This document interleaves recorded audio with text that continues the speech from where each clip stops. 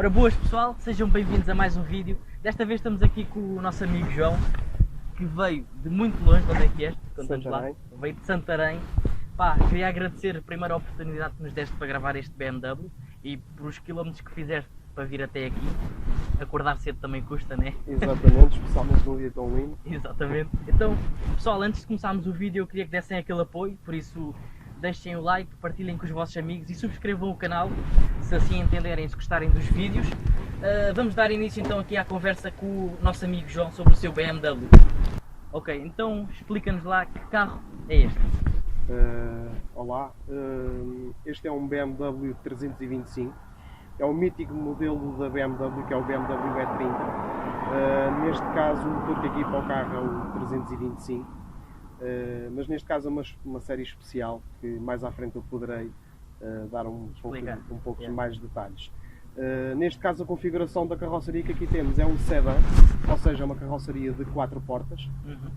Comprei exatamente o carro porque tem a ver com a minha necessidade, porque eu uso muito o carro também a ver com a família e ando com a família cá dentro, não é? Então não podia ser tão egoísta e pensar só em mim e comprar o carro só de 2 portas. Tive que comprar 4 portas, apesar de também achar o carro de 2 portas mais bonito do que esta carroceria. Portanto, temos esta frente em que, por exemplo, tem os 4 faróis, muito comum àquilo que nós vemos hoje em dia, com as 2 grelhas centrais, o símbolo em cima do capô, e lá está, muitas das vezes com os faróis de nevoeiro que cada vez começam a cair mais em desuso, mas a configuração desta frente que nós encontramos aqui, encontramos na BMW nos veículos de hoje em dia, quando vamos a um stand comprar um carro novo. Tem todas estas grelhas e... Exatamente, ou seja, a configuração é toda muito igual. Foi uma aposta que a BMW fez na altura, correu muito bem. Este é o Série 3 de maior produção da BMW. Este carro foi produzido entre o ano 1982 até o ano 1994. Foram 12 anos de produção.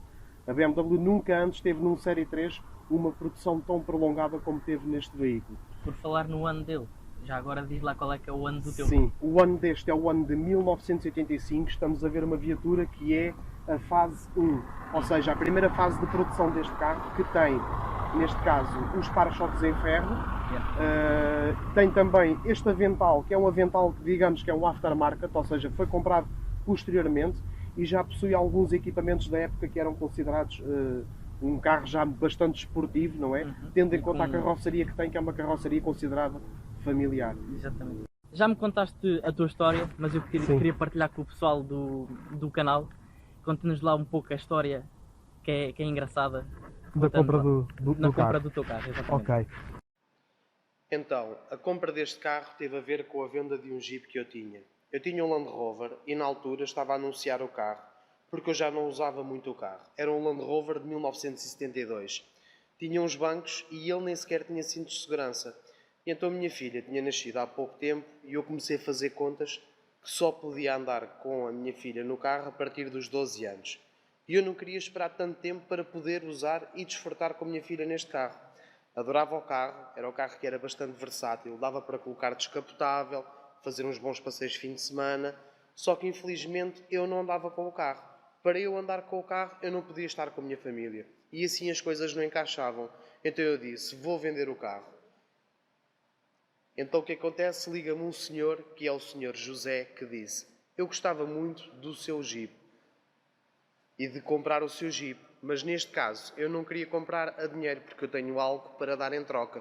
Não sei se você aceita, que então pergunta se eu quero trocar o meu Jeep por um barco. E eu disse: não, não faz qualquer sentido. Não tinha a necessidade de ter um barco porque não é algo que também gosto, nunca desejei ter um barco. E ele fez-me outra proposta quando estava quase a desligar o telefone. Então ele disse: vamos fazer uma coisa, eu tenho um outro negócio que até é capaz de lhe interessar. Tenho um BMW E30 de uma pessoa que quer entregar o carro à troca do barco, mas eu só faço o negócio se também entrares nesse negócio. Entregas o Jeep a mim, eu entrego o barco à outra pessoa e a outra pessoa entrega-te esse BMW. Então, ocorreu tudo no mesmo dia. Encontrámos-nos, o negócio tanto tinha tudo para correr bem, como tinha tudo para correr mal. Bastava um dizer: não tenho interesse e não gosto do que estou a ver, que por acaso até foi a minha situação, porque na altura, quando vi o carro, fiquei bastante desiludido. Não estava à espera de encontrar um carro que estivesse, digamos, numas condições tão degradantes como ele estava, e foi muito difícil, porque eu cheguei com o meu Jeep que estava em excelentes condições, muito bonito, impecável, e quando o BM chega eu começo a olhar, ou seja, fui logo àquilo que eu tinha que ver, que era este carro, e quando olhei bem comecei a pensar, tenho aqui muito dinheiro para investir, sempre investi naquele carro, e agarrar noutro carro, entrar na autoestrada, ficar logo a pé, estava numa situação de poder fazer o pior negócio da minha vida. Mas o meu instinto disse-me, vai em frente, agarra este negócio, faz a troca. E assim o fiz. O carro aguentou a viagem até Santarém, contudo, à chegada a Santarém, quase caiu o alternador para o chão. Epá, também foi assim uma história. Tive logo que imediatamente parar o carro. Não tinha historial nenhum de revisões e tudo mais. Não sabia nada do carro. Exatamente. Eu só tive mesmo de parar o carro, porque eu não tinha confiança a andar nele. Entreguei uma pessoa da minha confiança, que é o Jorge Coutrinho. Na altura pedi a ele, olha, faz uma revisão completa ao carro, porque o que o carro necessitar, primariamente, mete no carro porque preciso andar nele, e depois mais tarde alteramos as outras coisas. E foi assim a história da aquisição. Fizemos ali o negócio da troca por 3, que correu maravilhosamente. Agora queria dar a conhecer ao pessoal a nível de motor, que motor é que tu tens aqui dentro? Ok, vamos lá então. Bem, João, temos aqui um motor bastante grande. Explica-nos lá aqui este motorzito. Motorzito? Ok. Não, motorzão. Então começava com uma pergunta. Não queres adivinhar quantos cavalos é que tem este motor? Que cilindrada é que isto tem? 2700. 2700. Parabéns, são 2500, tem à volta de 170 cavalos. Exatamente. Um 2700 provavelmente terá um pouco mais. Não, neste caso tem menos e tem bastante menos. Este carro tem 127 cavalos de origem. Isto porquê? Porque este carro tem uma terminação que é o 325 e termina em E. Este carro que nós estamos aqui a ver, isto foi da primeira fase. Por exemplo, hoje em dia tu vês muitos BMWs que dizem 330E ou 530E. Sabes que carros é que são esses? Hoje em dia são os híbridos que a BMW tem. Este carro que estás aqui a ver é um híbrido da década de 80. Seja, Podemos chamá-lo assim. Daí os poucos cavalos que ele tem. Exatamente. O que é que eu te posso explicar daqui? O bloco que este carro tem é o mesmo bloco em que é usado no 325i. Contudo, a parte da admissão e coletores pertence ao 20i. A cambota deste carro, que agora é a parte mais interessante, é a cambota do 324TD. É a cambota de um carro a gasóleo. A caixa de velocidades é a caixa de velocidades do 324TD e o diferencial traseiro é do 324TD. Ou seja, basicamente tens aqui uma bela mistura de peças. Exatamente. Este carro, para te dar uma ideia, é o maior motor M20 que tens encaixado dentro deste carro. O bloco 2700 tem só 127 cavalos, mas tem 240 Nm. Era algo que nos tempos da década de 80, tu para alcançares isso, ou tinhas um motor turbo aspirado, ou então tinhas de ter um V8. Este carro consegue ter muita força a baixa rotação. Vou-te ser sincero, fiquei espantado. Pensava ter mais Dá para cavalos, espantar. mas... Ou seja, tens Sim. aqui um carro com um bom binário. Exatamente. Mas Um é carro a assim, gasolina. também não fiques preocupado a pensar, bem, o carro se calhar não anda. Não, o carro anda e anda mesmo muito bem. Ele, apesar de não dar tanto, como é que eu vou dizer, tu quando conduzes Será um não ser tão 300... rápido lá chegar, mas acaba por... Sim, não é tão rápido a lá chegar e não tens tanto prazer de condução porque não tens um motor, digamos, a gritar rotações. Tens um motor em que faz menos rotação e não te dá tanta adrenalina conduzir este carro como tu conduzes um 25i. Mas atenção, a velocidade e a força de andamento está lá. Este carro tem isso. Não tem tanta velocidade de ponta e não consegue bater, por exemplo, do 0 aos 100, do 0 aos 160, são números diferentes. Mas mesmo assim é um carro muito agradável de conduzir. O porquê de teres comprado este carro?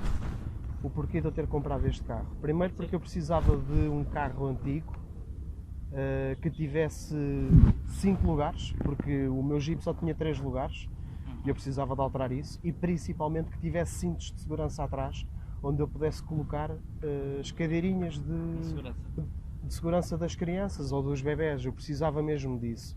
E foi isso que me levou a comprar este carro. E não estou nada arrependido por ter feito essa troca. A única coisa que mesmo assim este carro me deixa um pouco, digamos, pendente em termos familiares é o caso de ele não ter ar-condicionado. Como eu vivo na zona de Santarém, que é uma zona muito quente, há dias em que eu não posso agarrar no carro, principalmente no verão. E isso limita-me um pouco, mas de resto é muito diferente quando uma pessoa compra um carro clássico e quando compras um carro novo. Exato. Pronto, a próxima pergunta que eu te ia fazer era o porquê de não teres adquirido um carro mais recente, porque um carro de 85, tendo em conta que tens aí carros mais recentes, com ar-condicionado e com coisas assim que provavelmente faziam mais falta. Sim, eu que já estou a trabalhar nesta área do automóvel, muitas das vezes nós olhamos para as pessoas e quando olhamos para a pessoa e olhamos para o carro, quase que, digamos, conseguimos tirar um perfil dessa pessoa. E muitas das vezes isso é como se o automóvel é como se fosse um acessório. É como, por exemplo, tu olhares para alguém que usa um relógio, mas que o relógio, digamos que a máquina do relógio é muito grande e que as coisas não fazem sentido. E muitas das vezes eu consigo olhar... E há quem gosta. Exatamente, é mesmo por isso. Ou seja, tem a ver com o gosto, o tipo de gosto em que essa pessoa tem, e tem a ver também com a postura em que essa pessoa tem na vida. Eu poderia ter um carro seminovo, é verdade, mas não iria ter a mesma coisa que eu tenha alcançado, por exemplo, desde o dia em que eu comecei Ou seja, não a ias ter ficar automóveis com uma clássicos. história se calhar tão completa. Não, eu comecei por ter automóveis clássicos desde muito novo. Comecei por um Renault 5 Laureate, depois a partir daí tive, sei lá, Super 5. Posso dizer que o meu primeiro carro que eu comprei foi uma Peugeot 504 Renforcée, daquelas de 7 lugares, que era um ano mais velha que ele, de 1979. E eu mesmo assim preferi adquirir esse carro, ao invés de estar a comprar outro carro diferente. Também na altura, por parte de não ter possibilidades de comprar um carro muito bom e muito melhor, não é? Mas tive que comprar esse carro e decidi logo comprar um carro muito grande. Lá está, poderia ter comprado outro tipo de carro, mas não é a mesma coisa. Eu, desde há muito tempo em que eu tenho carros clássicos, inicialmente usava esses carros clássicos para, sei lá, andar no mato, fazer corridas com os meus amigos. Isso parecendo então também... mas isso ligava às pessoas, ou seja, tínhamos algo com que fazer ao fim de semana, por exemplo. Onde se reuniam todos. Reuníamos-nos todos numa garagem, vamos lá arranjar os carros, agora o outro precisa de arranjar pneus, precisa de arranjar os travões deste, olha, este partiu-se o travão de mão, vamos arranjar o travão de mão. E isso, parecendo não, isso liga às pessoas, isso junta às pessoas. Não podes ter só um clássico para, por exemplo, colocares dentro de uma garagem e o abandonares dentro de uma garagem para só tu o admirares, ou então quando convidas alguém à tua casa para lá ir jantar, para mostrares a ver como se fosse uma peça de arte. Não, os automóveis são feitos para circular e para andar. Então tu tens que aproveitar mesmo assim, ou seja, tens que andar com o carro. E é isso que eu faço, eu aproveito isso. E além do mais, os automóveis, mesmo os clássicos, além de te trazerem diferenciação, também te une a outras pessoas.